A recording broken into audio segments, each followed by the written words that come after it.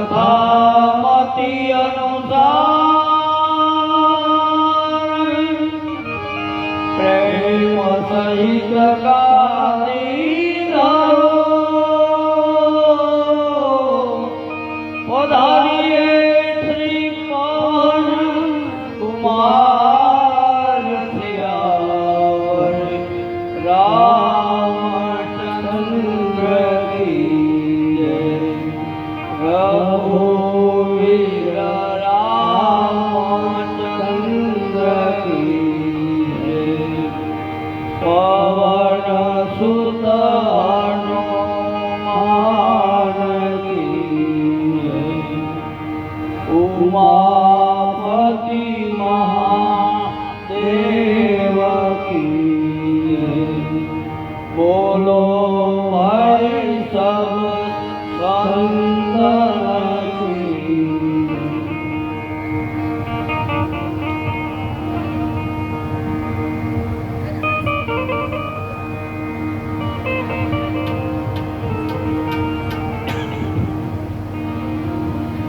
દશરથ પુત્ર જન્મ સુનિકાના રામ જય રામ જય જય રામ દશરથ પુત્ર જન્મ સુનિકાના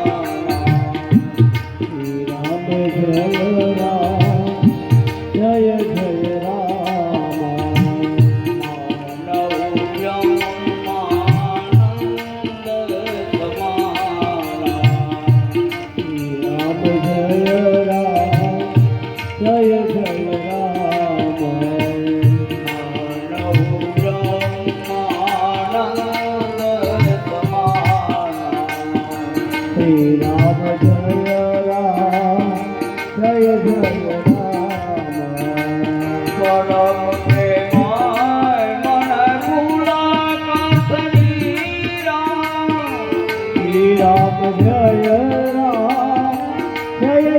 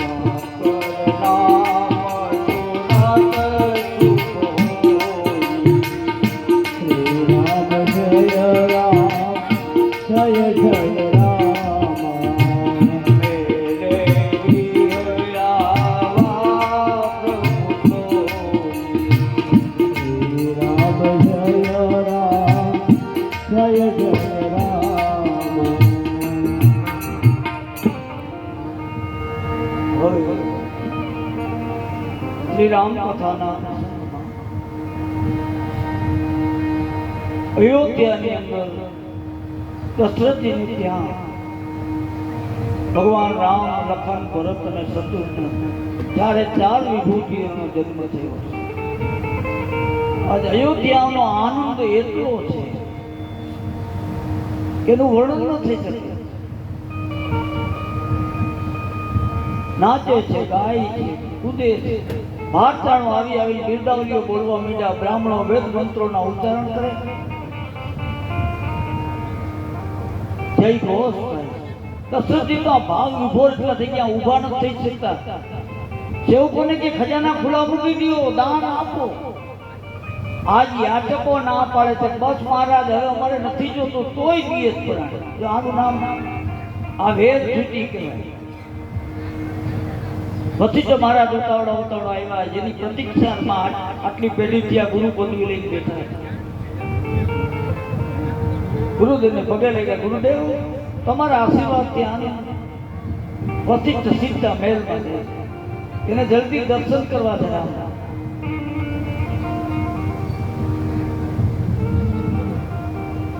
બધી સ્ત્રીઓ આરતી શણગારી ન્યોછાવરી લઈ અને આ 4 રાજકુમારને વધાવવા માટે આવે છે. રામ મનુષ્ય તરીકે જૈનમાં છે એટલે સંસ્કાર તો બધા કરવા જ પડે. પહેલો સંસ્કાર જન્મ થાય એટલે નાંદી મુક્ષા, નાડી છેદન. જેવું વરણ એવા શસ્ત્રથી નાડી છેદન થાય.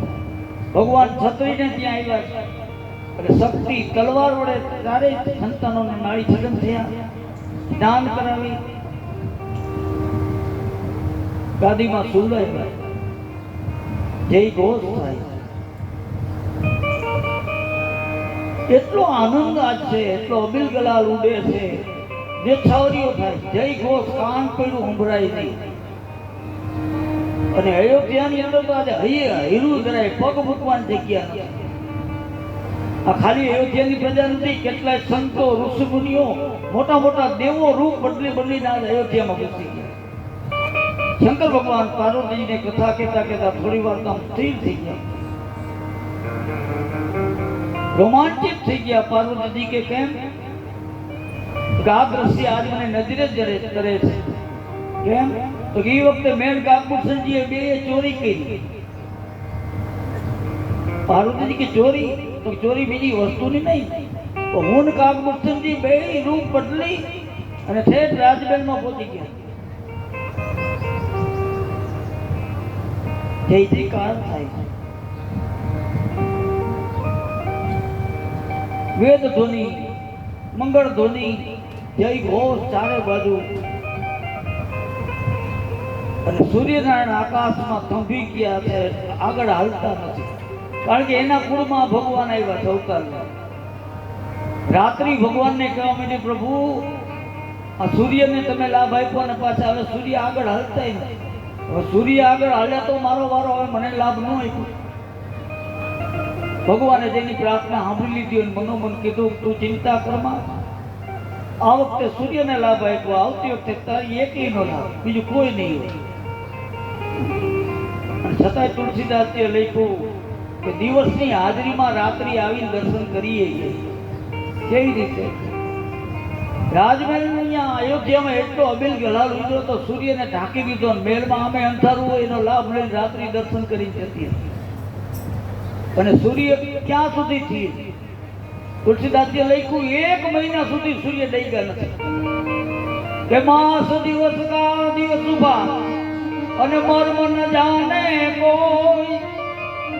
ગત સમેત વિથા કેવું કે નિશા કવન વિધિ હોય.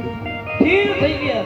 હવે આપણે નવાઈ લાગે 1 મહિનાનો દિવસ થયો તો ખબર ન પડી, ન પડે. કારણ કે આજ આનંદ છે. આનંદનો સમય કેમ જતો રહ્યો કોઈને ખબર ન પડે. દુઃખની એક ઘડી હોય ને તો યુગ જેવી લાગે. અયોધ્યામાં આનંદ એટલો આનંદ.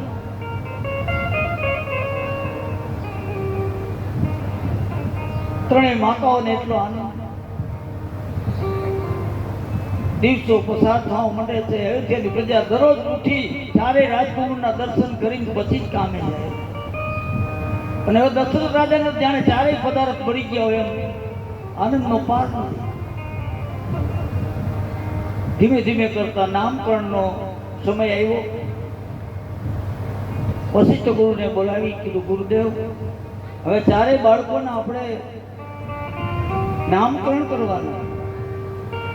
કાંઈ વાંધો નહીં. જો ગુરુદેવ નામ પાડતા ને યોગ લગ્ન ગ્રહ બધું જોઈ અને જે રાશિ આવતી હોય ને એ મુજબ જ નામ આપ્યા. અહીં તો ગુરુને પૂછવામાં આવતું, ગુરુ નામ આપતા, તે પછી વળી ફયું નામ આપે, પછી તો કોણ જાણે ક્યાંથી કેવા નામ ગોતે છે. અને ગઈઢાનું તો યાદ ન રહીએ. ઓફિસે નોંધાવા આવે ને તો પાછા જાય એક વાર ઘરે. તો હું નામ ભૂલી ગયો. એક કામ કરો તો કાગળમાં લખાવતા બહુ આગળ કેવા નામ પડે. અને અગાઉ તો સંતો જે નામ આપતા ને એનો સાર જોઈને આપતા. જેવું નામ એવું ગુણ. એનામાં એ ગુણ આવે. વશિષ્ઠ મહારાજે આવી ચારેય પારણા તૈયાર છે, ચારેય બાળકોને તૈયાર કરીને સુવડાવ્યા. અને પેલા કૌશલ્યાના મોટા દીકરા છે એના પારણા પાસે આવી. આ એક એક ઉત્સવ ધામધૂમથી ઉજવે છે અયોધ્યાની પ્રજા. જય ઘોષ થાય. રામના પારણા આગળ આવી રામ હમ જોઈ દશરથને કીધું, હવે આનું નામ હું શું પાડું? ઇનકે નામ અનેક અનુપા મેં રૂપક સોમતી અનુરૂપ. આના તો હજારો નામ છે, પણ આપણી આ જન્મ લઈ આવ્યા એટલે એક નામનો વધારો. બિલકુલ ટૂંકું, જેવું એનું જીવન સરળ એવું નામ સરળ. આટી ગુટી જ નહીં. એવા કૌશલ્યાના પુત્રનું નામ તમામ સુખને દેવાવાળું સુખનું ધામ એવું રામ રાખ્યું. જય ઘોષ થયો, બોલીએ રામચંદ્ર ભગવાન કી જય. પછી કઈ કઈ ના પુત્રનું પારણું છે ત્યાં જઈને જોયું. દર્શન કરતા જાય છે, નામ પાડતા જાય છે. પછી ભરત સામે ક્યાંય સુધી જોઈ રહ્યા. આનું નામ લેવાથી સમગ્ર વિશ્વનું ભરણ પોષણ થઈ શકે. એવા કઈ કઈ પુત્રનું નામ ભરતું રાખું છું. બોલીએ ભરતલાલજી મહારાજ. હવે સુમિત્રાના બે દીકરા છે. એમાં પહેલું પારણું ત્યાં જઈને ઉભા રહ્યા. ત્યાં જઈને કીધું કે આનું નામ લેવાથી શત્રુઓ જતા રહીએ. એવા સુમિત્રાના મોટા દીકરા એનું નામ હું શત્રુઘ્ન પાડું છું. બોલીએ શત્રુઘ્ન મહારાજ. અને છેલ્લે સુમિત્રાના નાના દીકરા લખનલાલ એનું નામ પાડ્યું કે તમામ લક્ષ્મણનું ધામ. એવા સુમિત્રાના બીજા દીકરાનું નામ હું લક્ષ્મણ પાડું છું. બોલીએ લખનલાલજી મહારાજ. ચારે દીકરાના નામ પડી ગયા. જય ઘોષ થયો. એક એક ઉત્સવ પ્રજા માણે છે. આનંદનો પાર નથી. હવે ત્રણેય માતાઓ બાળકને નવરાવે, ધવરાવે, રમાડે. હવે દિવસ કેમ જાય ખબર નથી પડતી. દશરથજી મહારાજ પણ એને આનંદનો પાર નથી. ગાદી બિછાવી ગાદીમાં ચારે બાળકો નીચે સુવરાવે. દશરથજી બેઠા હોય બાજુ તો જોવે ને તો લક્ષ્મણજી આમ નાનપણમાં જો આપણે કહીએ ને પુત્રના પગ પારણા, નાનપણમાં લક્ષ્મણજી આમ અલગોઠિયા ખાતા ખાતા રામના પગ આગળ માથું લઈને અહીંયા હોય. અને શત્રુઘ્ન ભરત હોતા હોય ને એ બાજુ આમ અલગોઠિયા ખાય અને એના પગ આગળ માથું રાખે. નાનેથી જ એક શ્યામ એક ગૌર બે જોડિયું થઈ ગયું. કારણ કે સુમિત્રાના બંને દીકરા એ બે ગૌર છે અને કૌશલ્યા અને કૈકેયીના દીકરા રામ અને ભરત શ્યામ. શ્યામ એટલે ઘનશ્યામ સ્વરૂપ છે. એક શ્યામ એક ગૌર, એક શ્યામ એક ગૌર જોડી થઈ ગઈ. નાનેથી જ બબે ભાઈની જોડી. ધીમે ધીમે ધીમે મોટા થાય છે. પછી તો ડગલી ભરીને હાલતા શીખ્યા. નાના નાના ડગલા ભરીને હાલે.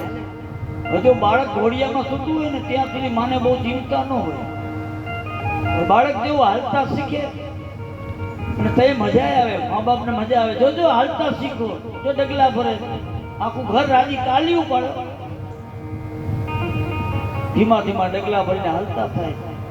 પછી હાલવા માંડ્યા ને એટલે પછી ત્રણેયમાં તો વિચાર કર્યો કે હવે આ રમતા રમતા રાજમહેલની બહાર વયા જાય, આપણે શું કરવું?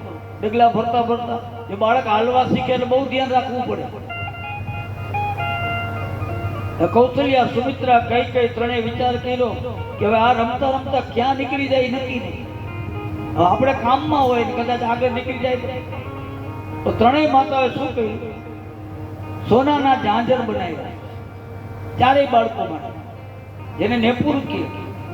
ચારેય બાળકોને ઘૂઘરી વાળા સોનાના પાયલ બનાવી ચારેયના પગમાં પહેરાવ્યા. ઘૂઘરીનો અવાજ આવે ને ચારેય મીડા કૂદકા મારવા. મજા આવી ગઈ. દશરથજી દાંત કાઢે, ત્રણેય માતાઓ દાંત કાઢે. એટલે માએ નક્કી કર્યું કે હવે જો આ ઘૂઘરીનો અવાજ આવતો બંધ થાય ને એટલે ગોતવા નીકળવું, હવે ક્યાંક આઘા લઈ ગયા. બચપનના ચરિત્રમાં તમે વર્ણન કરી તો એટલો આનંદ આપ્યો ભગવાન. સામાન્ય બાળક જે મા બાપને પ્રેમ આપે એવો આપ્યો. આમ કરતા કરતા સમય પસાર છે. એક વખત રામ પારણામાં સૂતા અને કૌશલ્યામાં વિચાર કર્યો કે હમણાં સૂતકમાં મારે કુળદેવના નિવેદ નથી થયા, તો રામ સૂતો છે તે લાવ હવે નિવેદ કરી લઉં. કૌશલ્યામાં નિવેદ તૈયાર કર્યા, રસોઈ બનાવી. રાજમહેલમાં કુળદેવતાનું મંદિર છે, ત્યાં થાળ લઈને ગયા કૌશલ્યા. થાળ મૂક્યો, જળની જારી પાછા લેવા આવ્યા. રાજમહેલમાં જળની જારી લેવા જ્યાં આવ્યા અને જળની જારી લઈ જ્યાં જાય ત્યાં કુળદેવતાના મંદિર જે થાળ મૂક્યો હતો ને એમાં બેઠા બેઠા રામ ખાય. કૌશલ્યાજી કે આને અહીંયા લેવું કોણ? આ સુઈ ગયો તો તમને નિવેદ કર્યા, પણ હવે મહેલમાં કોઈ હતું નહીં. એને એમ થયું કે આ કોણ લેવું? પાછા મહેલમાં આવી જુએ અને પારણા સામી નજર કરી ત્યાં તો પારણામાં રામ ઘસઘસા સૂતા. કૌશલ્યાજી વિસ્મિત થઈ ગયા કે આ શું? તો પછી ઓલું કોણ છે? વરી દેવના મંદિર આગળ આવ્યા તો અહીંયા બેઠા બેઠા ખાય છે, દાંત કાઢે. કૌશલ્યામાં આમથી આમ બે ચક્કર માર્યા. યહાં વહાં દો બાલક દેખા, યહાં રામ વહાં રામ. મગજ કામ નથી કરતું. ચક્કર આવ્યા, કપારે હાથ દઈને બેસી ગયા. રામને એમ થયું માં વ્યાકુળ થઈ ગઈ. એટલે રામે કીધું માં ચિંતા કરમાં, તારે જેને જમાડવો છે ને ઈ જ જમે. છત્રભુજ રૂપે રામે દર્શન આપ્યા માને. જોઈ લે હું ઈ જ છું. ત્યાં તો કૌશલ્યાએ હાથ જોડ્યા, લે હું તો મારો દીકરો માનું છું, આ તો બ્રહ્મ છે. મંદ મંદ ભગવાન દાંત કાઢે. કૌશલ્યાજીને કે માં માગો જે જોઈ. કૌશલ્યાજી કે માગું ઈ આપીશ? તો કે હા. તો પેલું તો ઈ માગું છું કે હવે આવા રૂપના દર્શન તારી માયા મને ક્યારે બતાવતો નથી. માંડ માંડ દીકરા તરીકેનો ભાવ જાગે ત્યાં આવું કર. ભગવાન પાછા ઘસઘસા પારણામાં સૂઈ ગયા. ધીમે ધીમે દશરથજી મહારાજ એમ કે સભામાં મોકલો, પ્રજા બધી રાહ જુએ. દશરથજીને હક નથી થતું, ચારે બાળકો સભામાં મોકલો. અને દશરથજી છોકરાઓને મૂક્યા વગર જમતા નથી. થાળ તૈયાર થઈ ગયો. કૌશલ્યાજી કે ઓલા રમે છે ને બારે, ત્યાં તમે જમી લ્યો. તો કે નહીં, એને લઈ આવો. પણ ઈ ઢોરફોડ કરશે, તમારા કપડા બગાડે, ભલે બગાડે. અને કૌશલ્યા રામને એને રમતા હોય બધાને બોલાવવા જાય તો રામ જોયે માં બોલાવવા આવે છે, રામ ભાગે. કૌશલ્યા દોડે, આમથી આમ ચક્કર મરાવે. પછી રામ જોયે માં થાકી ગઈ છે, પછી એને પકડાવવું હોય ને એટલે ધરતી પડી પડી, પછી ઉપાડી લઈ આવે. ધૂળવાળા કપડા હોય. આને તો મને કંટાળો લેવો રહ્યો, તમે જમી લેતા હો તો રામને કે બેહી જાય. ચારે દીકરાને બેહાડે. પછી રામ, ભરત, શત્રુઘ્ન, લખન બધા એક થાળમાં દશરથજીને જમાડે, કોરિયા વારા ભક્તિ આપ્યા. અને રામ કેટલા ચપળથી જમે છે. દશરથ રાજા જમાડતા જમાડતા જરાક ધ્યાન રાખવા પછી પોતાને જમવું તો પડે. પોતે આમ જમવામાં જરાક લીન થાય, નજર ચુકાય, રામ મુઠ્ઠી વાર ઉઠી જાય, વળી અવાજ કરે, કૌશલ્યા લઈ આવે. પછી તો રામ શું કરે? દહીં દૂધ પીવાનું હોય, મોઢા આગળ થારી તારી લઈ જાય, પછી ધોરે કપડા ઉપર જબલું બધું ભરાઈ અને પછી પાછા ભાગે. વળી પકડવા જાય, ધૂળમાં પડે, કાદો કીચડ જેવા કપડા થઈ જાય, ઉપાડીને બે બાવણા ચાલી લઈ આવે. દશરથજી એમને બસ ભરીને ખોરામાં લઈ જાય. અરે પણ જુઓ તો ખરા, તમારા કપડા બહી ગયા તો કુલ અપકરમાં. આજ સુધી કોઈ કપડા બગાડતું હતું દશરથજી? એટલો આનંદ થઈ ગયો. હવે ચારેય ભાઈઓને સભામાં લઈ આવે, ગાદીની બાજુમાં બે ભાઈ આ બાજુ બેસે, બે ભાઈ આ બાજુ. એ રામ લખન ભરત શત્રુઘ્ન ચારેય સભામાં આવવા માંડ્યા. સભામાં બધી પ્રજા, સભા ભરચક ભરાઈ જાય. રામ ચારેય ભાઈને જોવા માટે પ્રજા આવે, દર્શન કરવા. ચારેય ભાઈ બેઠા હોય. એમાં એક દિવસ એવું બન્યું, એક ઝવેરી આવ્યો. ઝવેરી એની પાસે કિંમતી રત્ન હતો, જેની આમ કિંમત ન થઈ શકે, આવું અમૂલ્ય રત્ન હતું. એને એમ સામાન્ય પ્રજા લઈ ન શકે.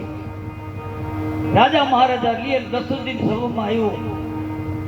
સભામાં આવીને કે મહારાજ, તમારા રાજમાં શોભે એવું આ રત્ન છે. દશરથજીના હાથમાં આપ્યું, જોયું, કિંમતી રત્ન. રામ બાજુમાં જેમ ઊભા થઈ તે જુએ. દશરથજી કે તારે શું જોવું? એમને આ શું છે? તને આમાં ખબર પડે તો પણ જોવા તો દો. દશરથજી કે લે જો. એ રામના હાથમાં એ રત્ન દીધું. રામે માર્યો કૂદકો નીચે સિંહાસન ઉપર, અને બધા જુએ. સભાની બહાર દોડી, સભાની બહાર એક કૂવો હતો, એ કૂવામાં જઈને રત્ન રામે નાખી. ઓલો ઝવેરી મીંડો માથા પર ચડા, અરે મહારાજ, આની હજી કિંમત નક્કી નથી કરી અને તમારા કુંવરે કૂવામાં નાખી દીધું. દશરથજી મહારાજે ગરમ થયા, હે રામ, આ શું કર્યું? કેમ આવા ઊંધા ઊંધા કરે? રામે ખાલી આમ હાથ જ કર્યો, ધીરાત રાખ, આમ જુઓ એમ કીધું ને. ત્યાં કૂવામાંથી એક મોટું વૃક્ષ બહાર આવ્યું. એમાં મોટા મોટા ફળ લાગ્યા અને ફળ મીંડા ધરતી ઉપર પડવા, અને એકમાંથી એક એક ફળમાંથી આવા અસંખ્ય રત્નો મીંડા પડવા. ભગવાને કીધું પ્રજા બધીને કે જેને જોઈ બધાય એક એક લઈ લ્યો. રાજા એક જ રત્ન જો આ પ્રજાનો પ્રેમ બતાવ્યો. થોડા દિવસ પસાર થયા તો એક રાજમહેલની બહાર મેદાનમાં એક મદારી આવ્યો છે. મદારી એક વાંદરાને લઈને એના ખેલ કરાવે છે. રામ ને ભરત શત્રુઘ્ન બધા ઊંચા થઈને જુએ. સભાની બહાર દરવાજામાં રમાડે છે મદારી. દશરથજીનું ધ્યાન ગયું. દશરથજી કે આ છોકરાઓની ખેલમાં મજા આવતી લાગે. એટલે સેવકોને કીધું, મદારીને કયું અહીંયા ખેલ કરે સભામાં. સભામાં ખેલ કરવા જાય મદારી રાજી થાય. એ વાંદરું લઈને આવ્યો સભામાં. વાંદરાનો ખેલ કરાવ્યો. ચારે ભાઈઓ કિલકિલાટ દાંત કાઢે, તાલીઓ પાડે, બધાને મજા આવી. દશરથજી એમ છે છોકરા બહુ રાજી છે. ખેલ કરાવ્યા, બધા ખેલ પૂરા થયા. મદારી વાંદરું લઈને હાલતો થયો. રામે રોવાનું ચાલુ કર્યું. દશરથજી કે છે શું આ? શું તને તકલીફ પડી? મારે વાંદરું જોઈએ. ઓલા સેવકો કે મદારીને પાછો બોલાવો. મદારીને પાછો બોલાવો. કેમ? એને જેટલા પૈસા રહે એટલા આપી દો અને આ વાંદરું છે લઈ લ્યો. મદારી કે આ લ્યો. હાકર આપી દીધી હાથમાં. સેવકો એ વાંદરાને લઈને આવ્યા. રામને કે લે આ વાંદરું. રામ કે આ વાંદરો નહીં. દશરથજી મહારાજ કે પણ ઈ જ છે. મદારીએ જે રમાયડો ઈ જ વાંદરો તો કે ઈ નહીં. પાછળ રોવાનું ચાલુ. પછી તો સેવકોને કે બીજા વાંદરા પકડી આવ્યો. અયોધ્યામાં તેદી વાંદરાની છત જ હતી. વાંદરા પકડી પકડી સેવકો લઈ આવે. રામ રડવાનું ચાલુ રાખે, આ વાંદર નહીં, આ વાંદર નહીં. દશરથજી કે તારા કજિયા કેવા ઊંધા છે. વાંદરો જોઈ છે ને એટલે વાંદર લેતો જ નથી. કૌશલ્યામાં સભામાં આવ્યા. શું થયું? કેમ રોજ ખાનો નથી રહેતો? દશરથજી કે વાંદરું વાંદરું કરે ને પાછો વાંદરું લઈ આવે તો લેતો નથી. કૌશલ્યામાં કે તમે પણ એને જોઈ લઈ ગયો ને. જો છોકરું કજીએ ચડે ને ક્યાંક મા બાપ બેયને બજાડ હોય, બહુ કજીએ ચડ્યું હોય, માથી છાનું નતું હોય, બાપ આવે એમ કહે કે હવે તો કે આ થાનો નથી રહેતો, તને રાખતા જ નથી આવડતો, ઓલી ખારી થયું એક તો કંટાળી હોય માં, એના બાપને જે કાલ્યો તમે રાખો છો, બેયને કજીયો થાય બીજો. એમાં વશિષ્ઠ મહારાજ ગાદી ઉપર બેઠેલા અને દશરથજી મહારાજનું ધ્યાન ગયું. વશિષ્ઠ મહારાજ હમું જોયું તો વશિષ્ઠ મહારાજ મંદ મંદ હસી રહ્યા છે, મંદ મંદ હસે છે.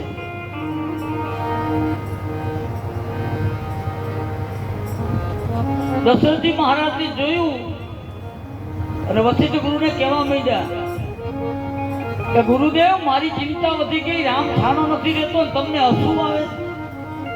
હે વશિષ્ઠે કીધું કે દશરથ, એને વાંદરું જોઈ છે અને એને જે વાંદરું જોઈ છે ને એ અયોધ્યામાં નથી, તો એને જે વાંદરું જોઈ છે ને એ ઋષિમુખ પર્વત ઉપર છે, સુગ્રીવ પાસે છે.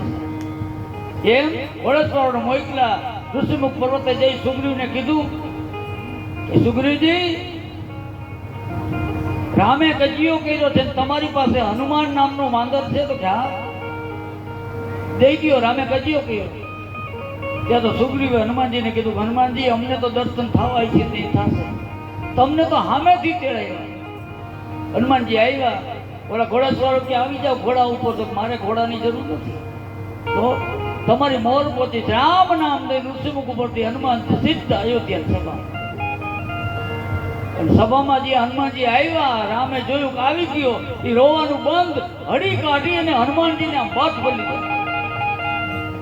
વશિષ્ઠ મહારાજે કીધું કે જો આ વાંદરું એને જોયું, હવે તો હનુમાન નહીં બોલાવી લીધો, ત્યાં જાય રમે, બગીચામાં જાય, ફરવા જાય, ખાવા બે, હનુમાન ભેગો ભેગો.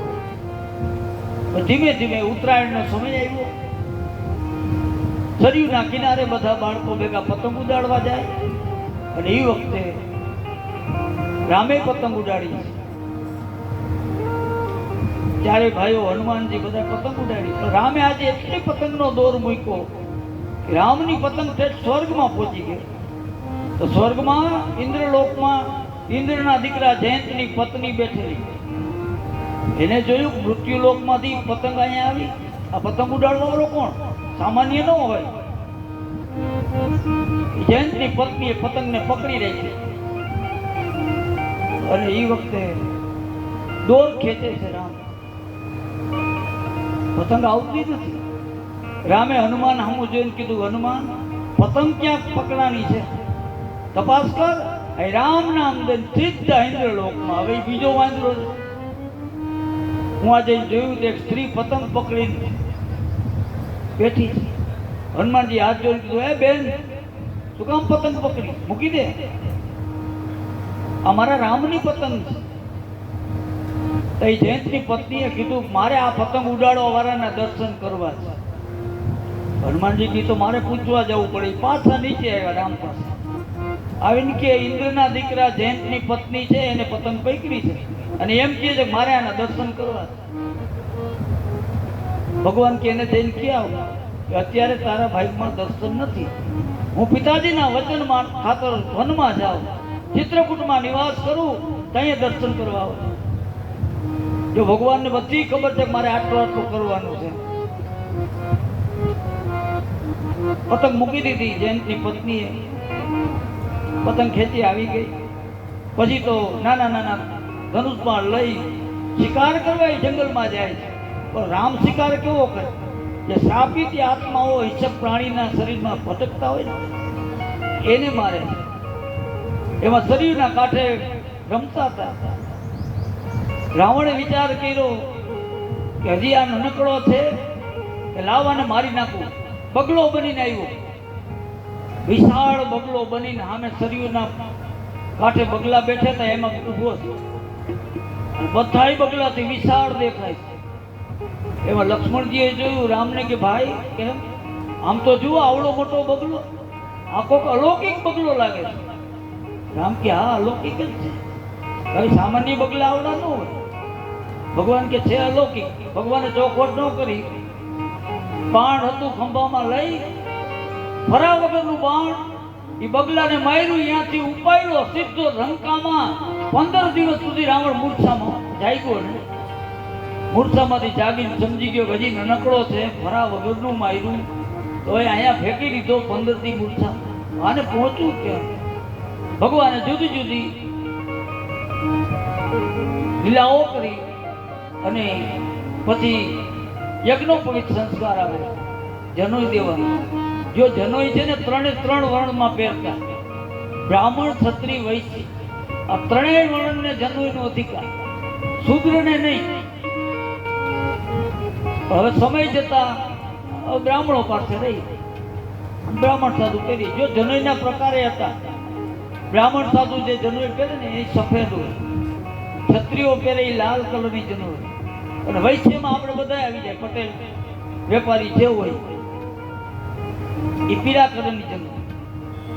આ પ્રકાર હતા. જનોઈ બધા પહેરતા. હવે ધંધાના રૂપમાં હવે એની સંધ્યા ગાયત્રી થઈ શકે નહીં, મજૂરી કરતા હોય, ખેતી કરતા હોય, ધીમે ધીમે મૂકી દીધી. અને ચારેય ભાઈઓને યજ્ઞોપવિત સંસ્કાર ધામધૂમથી ચારેય ભાઈઓને જનોઈ દેવાણી. અને જનોઈ દેવાય એટલે આ બીજો અવતાર કહેવાય. પછી દ્વિજ બને. બ્રાહ્મણને દ્વિજ ક્યારે કહેવાય? બ્રાહ્મણ સાધુને જનોઈ દે ને પછી એને વિદ્યા અભ્યાસ કરવા જવાનું, પછી ગુરુના આશ્રમે લઈ જાય અને ત્યાં ગુરુના આશ્રમે એને તમામ પ્રકારની વિદ્યા શીખવા જાય. ચારેય ભાઈઓ વશિષ્ઠના આશ્રમે ગયા. ત્યાં જો ધનુષ વિદ્યા, સંધ્યા, ગાયત્રી, શાસ્ત્રનો અભ્યાસ, તમામ પ્રકારની વિદ્યા ત્યારે આશ્રમોમાં દેવાતી હતી. જો રામ જેવાય ગયા છે, કૃષ્ણ જેવાય ગયા છે, કૃષ્ણ શાંતિપુરીના આશ્રમમાં ગયા છે. અને ત્યાં આશ્રમમાં જાય ને પછી રાજાનો દીકરો એ હરખો, સામાન્ય પ્રજાનો દીકરો હરખો, બધા એક જ હારે રહેવાનું, એક જ હારે ખાવાનું અને બધાએ કામ કરવાનું. આવી પાઠશાળાઓ હતી. ભગવાનને કઈ શીખવાની જરૂર નથી, પણ રાજકુંવર થઈને આવ્યા છે એટલે બધા નિયમો થોડાક સમયમાં તમામ પ્રકારની વિદ્યા પ્રાપ્ત કરી લીધી અને પાછા અયોધ્યામાં આવે. વિદ્યા ભણીને આવ્યા એટલે સ્વાગત થયું. દ્વિજ બનીને આવ્યા હતા, ભવ્ય સ્વાગત ચારેય ભાઈનું થયું. અને અયોધ્યામાં આનંદથી એક પછી એક દિવસો પસાર થાય. અને હવે તુલસીદાસજીની કથા, ભગવાનનું બચપન ચરિત્ર અહીંયા પૂરું કરી અને હવે ભગવાન થોડા યુવા અવસ્થા તરફ આગળ વધ્યા હતા. હવે અહીંથી વિશ્વામિત્ર બાપજીની કથા શરૂ થાય. અહીંથી ભગવાન તુલસીની કથા થોડી અલગ ફાટે છે. તુલસીદાસજીએ લખ્યું, यह सब चरित कहियो में गाई,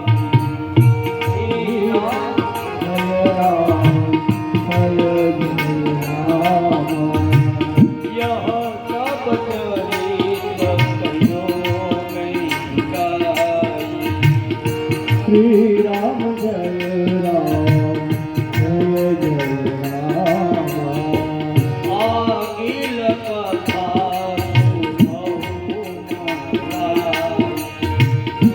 श्री राम जय राम जय जय राम, अखिल कथा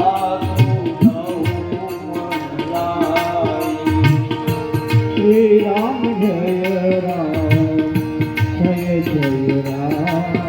આગળની કથા વર્ણન કરે છે. વિશ્વામિત્રની કથા શરૂ થાય. વિશ્વામિત્ર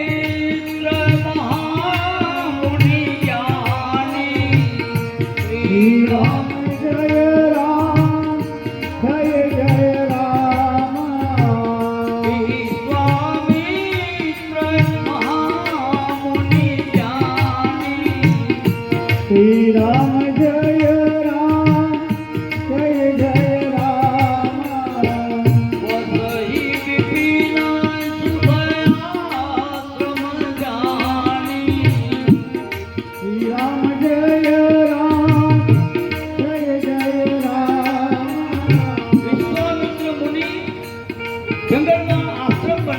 છીએ છે મહામુનિ છે, જ્ઞાની છે, સુરવીર છે, તપસ્વી છે.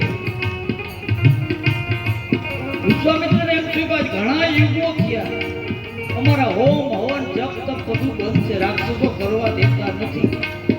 અને વિશ્વામિત્રને થયું કે ભગવાન અવતાર લઈને અયોધ્યામાં આવ્યો છે એવું સાંભળ્યું. હજી એને વિશ્વાસ નથી કે રામ ઈ ભગવાન છે, તો લાવને હું જઈને રામ લક્ષ્મણને લઈ આવું અને એ રાક્ષસો સામે બાંધે મારા યજ્ઞનું રક્ષણ કરે અને હું યજ્ઞ કરું. વિચાર આવ્યો અને હાલતા છે અયોધ્યા આવા વિશ્વામિત્ર આવે. હું અયોધ્યામાં સમાચાર મળ્યા દશરથજીને વિશ્વામિત્ર મુનિ આવે. દરવાજે લેવા માટે સ્વાગત કરવા માટે દશરથજી મહારાજ આવ્યા. જો આ પ્રસંગ છે ને આતિથ્ય ધર્મનો પ્રસંગ છે. આપણે આંગણે કોઈ આવે અતિથિ અભ્યાગત કોઈ પણ આવે, આ તો સંત આવ્યા છે સ્વાગત કરે છે. પણ આપણા સંત આપણા શાસ્ત્રોથી જ્યાં સુધી કીધું કે આપણે આંગણે કોઈ પણ આવે એનો તિરસ્કાર નહીં કરવાનો. અને એનું મેઇન કારણ એક જ છે, મુખ્ય કારણ કે આપણે જેથી માણસ બનાવીને મોકલ્યા ભગવાને માણસ બનાવીને મોકલ્યા ને તે ભગવાને આપણે ગર્ભમાં પીડાતા હતા. વેદના એટલી છે, એ બે વેદના એનું વર્ણન ન થઈ શકે. એક માના પેટમાં ગર્ભમાં જન્મની જે પીડા અને એક મૃત્યુ થાય ત્યારે સંતો એમ કે કરોડો વીછી ડંખ મારે ને એવી વેદના થાય. પણ એ વેદના આપણે યાદ રહેતી નથી. ત્યાં તો જીવ એવો જ્ઞાની હોય, ભગવાનને આજીજી ગર્ભમાં હોય ને બાળક આ પીડાથી હેરાન થતું હોય ને તે ભગવાનને આજીજી કરે, હે પ્રભુ એકવાર આમાંથી છોડ, આખી જિંદગી તારું ભજન કરીશ, હવે મારે બીજી વાર આમાં આવવું નથી, આ પીડા હવે મારે સહન નથી થતા. ભગવાનને આપણે વચન આપી દો, અવારનવાર વચન આપી, એકવાર છોડ આમાંથી, એકવાર છોડ.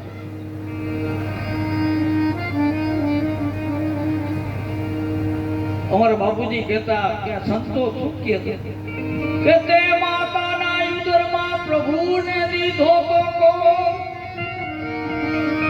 કે નહીં સારું નાથજી એ ક્યાં ગયો તા.